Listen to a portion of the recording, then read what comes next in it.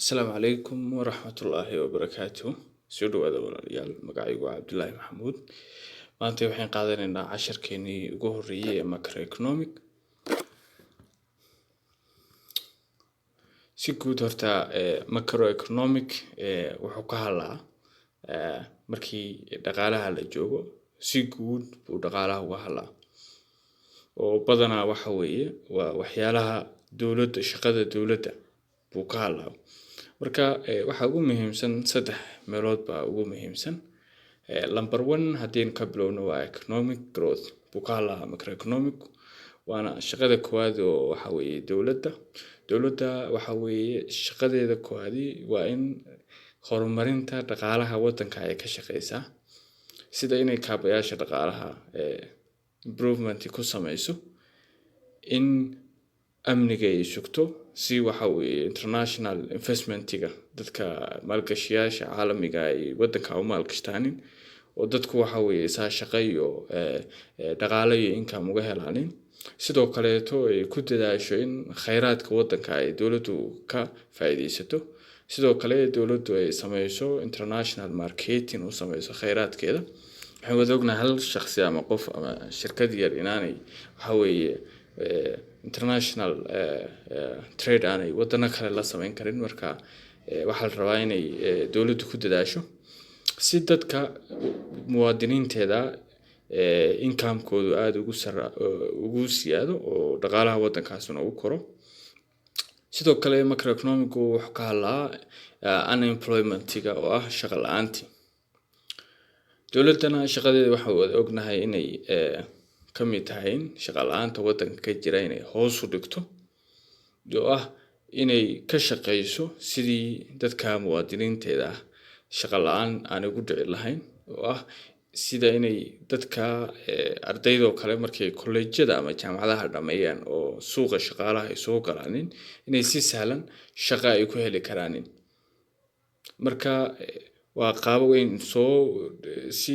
gaar ah baynu u bahalkaynaynaa qaabkii ay dowladdu waxa weeye shaqo la'aanta u maareyn lahayd, shaqo la'aantu intay u kala baxdo, waxyaalaha keena, waxyaalaha lagaga bahalkayo, waxyaalahaas lagaga hortago, waxyaalahaas oo dhan buu macroeconomic ka hadlaa. Sidoo kale macroeconomic wuxuu ka hadlaa low and stable rate of inflation,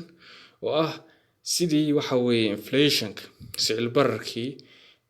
looga hortagi lahaa oo price-ka waddanka stable looga dhigi lahaa. Haddii waxa weeye inflation-ka uu waddanka ka dhaco oo dowladdu waxba ka qaban weydo, taasi waxay tusinaysaa in dhaqaalaha waddankaas uu burburayo, muwaadiniinteeda waxa weeye shaqo la'aan, gaajo iyo waxa weeye daryeel xumo ay soo wajahayso. Marka waxyaalaha ugu muhiimsan ee dowladda laga rabo waxa weeye inay ku dadaasho in price-ka stable laga dhigo si dhaqaalaha waddankaas uu kor ugu kaco. Standard of living-ka xaaladda nololeed dadkeedu aad u bahalkayo. Waxaan ognahay waxa weeye markii la eegayo horumarka waddanada horumaray, waxyaalaha ugu horreeya ka mid tahay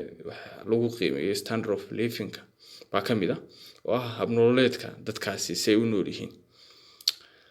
Sidoo kaleeto waxaa la rabaa inaynu aad ugu diiradda ugu saarno waxyaalahan saddexdan iyana waa business cycle waxa weeye waa dhaqaaluhu waxa weeye marar buu wuxuu sameynayaa waa isbeddelka dhaqaale oo dhaqaaluhu mar buu kor u boodayaa, boom sameynaya oo si fiican waxa weeye dhaqaaluhu kor ugu baxaya, mar buu waxa weeye recession sameynayaa oo dhulka gelaya. Hadba xaalad buu gelayaa dhaqaaluhu. Marka business cycle baa lahaa isaga nafkiisa si gaar ah baynu eegaynaa qaabku waxyaalaha keenay inuu kor u boodo, waxyaalaha waxa weeye inuu hoos u dhaco, waxyaalaha stable ka dhiga, waxyaalahaas oo dhan isna si gaar ah baynu eegaynaa. Sidoo kale waa circular flow model, waa inaad taqaanaa aad fahmaysa. Circular flow model waxa weeye waa qaabkii lacagtu ay society-ga dhexdeeda ay u dhex wareegaysay. Matalan waxaan ognahay shirkadda weyn markii wax soo saar sameynayso waxay qaadataa shaqaale. Marka lacagtii shirkadda weyn bay ka imaanaysaa oo waxa ay u tagaysaa shaqaalihii, maadaama ay shirkadda weyn u shaqeynayso shaqaale ahaan bay lacagtii ugu tagaysaa. Sidoo kale shirkadda waxa weeye waxay u baahan tahay guryo ay kiraysato oo kale dadkiiba guriyihii ka kiraysanaysa sidoo kale dadkii guryaha laga kireystay shaqaalayaashii iyagana waxay u baahan yihiin alaabtii productigii shirkadu soo saaraysay iyagana lacagtii bay dib ugu celinayaan baahashii shirkadii oo alaabtiisa ugu soo iibsanayaan yani halka waxa kaga cad qaabkii yani lacagtu society-ga dhexdeeda u dhex wareegtay iyana waxa weeye si qoto dheer bay u baran doonaa insha Allah iyo sidoo kale measuring economic activity-ga waxaynu iyana la rabaa inaad si fiican u fahanto baranna doonaa insha Allah taala GDP-gu wuxuu yahay qaababka waxa weeye GDP-ga loo cabiro loo measure gareeyo waxyaalahaas oo dhan bay baran doonaa sidoo kale halkan sawirkan jaantuska waxaan ku arkaynaa waxyaalaha farqiga u dhaxeeya macroeconomic iyo microeconomic wuxuu ka hadlaa waa marketka individual marketka suuqa مثلا suuqa Muqdisho oo kale uu ka hadlaa laakiin macroeconomic wuxuu ka hadlayaa waa economic activity-ga ka dhacay wadanka oo dhan Soomaaliya oo dhan economic activity-ga ka dhacay uu soo ka hadlayaa sida in waxa weeye hadii macroeconomic wuxuu ka hadlaa sida shirkad wax soo saarkeedii oo kor u kacay laakiin macroeconomic isagu markii halkaas oo kale isagu wuxuu ka hadlaa waxa weeye in wax soo saarkii wadanka oo dhan kor u kacay sidoo kale effect on a price of a goods suuqa yani macroeconomic wuxuu ka hadlaa suuqa iyo waxyaalaha ku taxalluqa مثلا in waxaan price-kiisii baa kor u kacay oo kale shayga price-kiisii maanta price-kiisii kor u kacay oo kale مثلا tusaale laakiin macroeconomic isagu wuxuu u yaqaanaa waa inflation buu ka hadlaa oo sicil bararkii in alaabtii oo dhan oo wadanka in sicil barar ku yimi oo kale buu ka hadlaa isagu in alaabtii oo dhan wada qaaliyowday sidoo kale individual labor market buu ka hadlaa suuqu in shaqo la'aanta waxa weeye qof iyo laba qof iyo wax saas haysata laakiin macroeconomic wuxuu ka hadlaa shaqo la'aanta ka jirta wadanka oo dhan buu ka hadlaa sidoo kale supply of goods buu ka hadlaa macroeconomic waa مثلا shirkad alaabteedii oo kale suuqa geynaysa oo kale laakiin macroeconomic horta la joogo wuxuu ka hadlayaa waa productivity capacity of economic waa wax soo saarka guud oo la isku daray wadankaas oo dhan buu soo ka hadlayaa marka waxaan aad muhiim u ah la rabaa inaad fahanto markaad economic tahay waxa weeye weligaa waxaan akhri oo xifdi oo waxa weeye ku dadaal waxaan kaliya waxa weeye wixii kugu caawinaysa inaad wixii fahanto kaliya laakiin qofka dhaqaaliyahanka waxa laga rabaa in dhaqaaluhuna maaha wax toos oo waxa weeye sida engineering oo kale sida dhakhtarnimada oo kale wax su'aal toos oo direct lagu weydiinayo maaha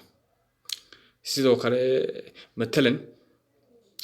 lagu weydiimayo macroeconomic muxuu yahay qaybaha macroeconomic muxuu yahay goorta jaamacadda ama college-ka ka tagto waxa lagu weydiinayaa wuxuu ka hadlaa economic waxa weeye waxa maxaa sababay halse muxuu noqonayaa marka مثلا shaqo la'aanta Soomaaliya oo kale maxaa sababay waa in qaab logic aad u fakari karaa oo si qaab dhaqaaliyahan u fakaro مثلا aad dhihi karaa dhaqaalaha in shaqo la'aanta oo kale Soomaaliya maxaa sababay مثلا in systemka waxbarasho Soomaaliya ay wax ka khaldan oo dadkii oo dhan wada baranayaan engineering business waxa soo dhan ay baranayaan halka la rabay in xirfadii xoog la saaro wadankan waxa weeye engineering waxa uma baahna wuxuu u baahan yahay wadan burburay xirfadihii kaabi lahaa sidoo kale political instability waa jira political ma degna sidoo kale waxa ka jira amnigii wadanka ma sugna haddii wadanku amnigiisu sugnaan lahaa waxa weeye maalgashi caalami oo kala la sameyn lahaa sidoo kale cadaalad garsoor fiican ma jiro oo ganacsatada waaweyn oo kale haddii maalgashan lahayn bari ka maalin haddii laga dhaco dawladda u bahalkayn kada u soo dhicin kada wixii mare haddii wadankii la maalgashan lahaa dawladdii lala shirwa koobi lahaa dawladdii hadba waa ninka joogo haddii dawladdaas u dhacdo bis xoolahaaga isaasad ku ilaawaysa marka waa in qaab logic oo economically aad u bahalkayn kada laakiin waxaan ku sheegay in waxaan oo dhan oo waxa weeye haddaad xifdido aan wax ay kugu soo kordhinayso aanay jirin marka casharkan maanta intaas ku soo koobayna waan dheereeyay aad baad mahadsantiin